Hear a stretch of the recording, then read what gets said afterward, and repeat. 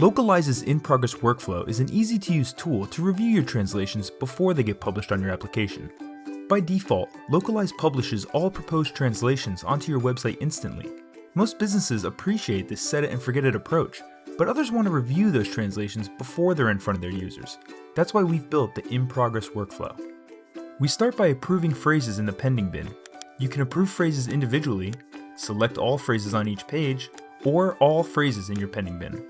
I'm going to select all phrases on this first page and approve them for translation by clicking the green check mark here. You can see that the phrases we just approved are in the In Progress bin under Needs Review. Machine translations are provided because we have automatic machine translations enabled for this project. If machine translations is not enabled, these phrases would appear under Needs Translations, and when translations are added, they will move into Needs Review. When translations pass a quality review, simply click Publish to activate it live on your application. You can also edit the proposed translation, which would then require a second review before being published. Sometimes translations won't pass a quality review. You can simply decline the proposed translation and provide an explanation to the translator as to why the translation is inaccurate. This phrase will move to the rejected bin, and translators will see the comment and have an opportunity to propose a new translation.